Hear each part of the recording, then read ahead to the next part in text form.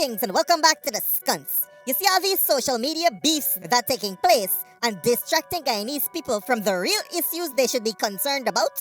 While we worry about alligator mouth and BM Sot, ExxonMobil taking advantage of our intellectual ineptitude and clapping a hot robin we mother skunt. While we are busy worrying about who booking Maria, hundreds of thousands of Venezuelan migrants are coming into Guyana and may soon, if not already, outpace our indigenous population. But those are subjects for other videos. Today, there's an important subject I want to examine with you guys on this episode of The Skunts. In today's episode, let's take a look at why Guyana is not properly plugged into the mainstream international financial system and why certain services are not available to Guyanese. Peep the intro quick and let's get to it. Hey, something ever surprise you like when you see it, you go, what? Before we get started, give me a like the pan tap the like button. And if you see a join button below, join the channel as a member and become a sponsor of Guyana Uncut. Your membership on Guyana Uncut's YouTube channel comes with complimentary access to the underworld. If you don't know what the underworld is or where it is located, mind your business. That's all. Mind your business. Now let me get to the sauce. Have you ever wondered why PayPal has limited functionality in Guyana? Or why certain YouTube features are turned off for Guyana? No? How about this? Do you know that Facebook content creators that are living outside of Guyana are actually getting money from their content? While y'all in Guyana getting zero for y'all videos, Alligator Mouth and TikTok Auntie and them making hundreds of dollars per video on Facebook. But Facebook and YouTube monetization not available in Guyana. You can monetize YouTube channels in Bangladesh, Brazil, even Ghana. But God bite Guyana mother stunt. This issue has always been interesting to me, but Guyana Uncut has never been affected because our channel is a USA channel that just happens to publish Guyanese content. Anyways, we did some research as to why these companies are not allowed to enable certain features in Guyana.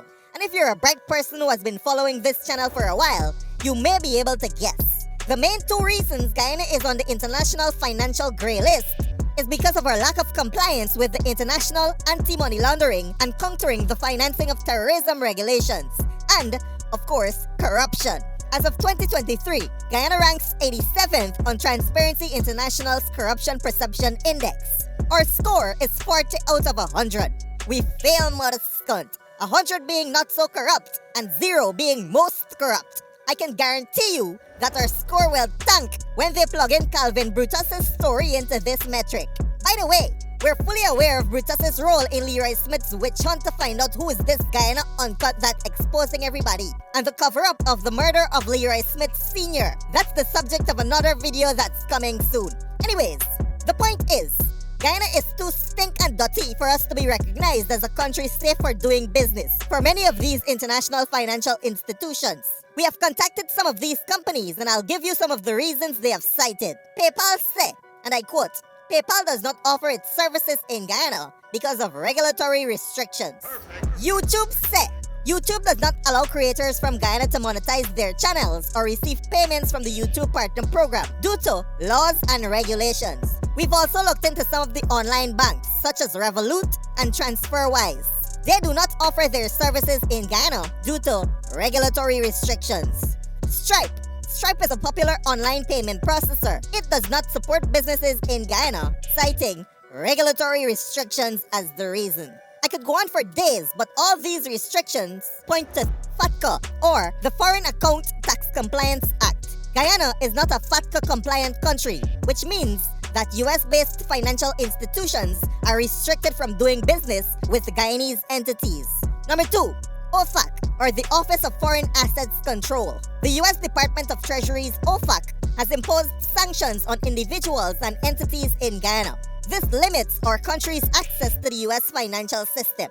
So, in other words, for the people in the backbench, if Guyana does not improve our international standing by being less corrupt, it doesn't matter how much oil we dig out of the ground, we still would be considered a shithole country. And if you only take away one thing from this video, let it be this. Fucking Ghana has more international financial credibility than Guyana. Let that sink in, mother skunt.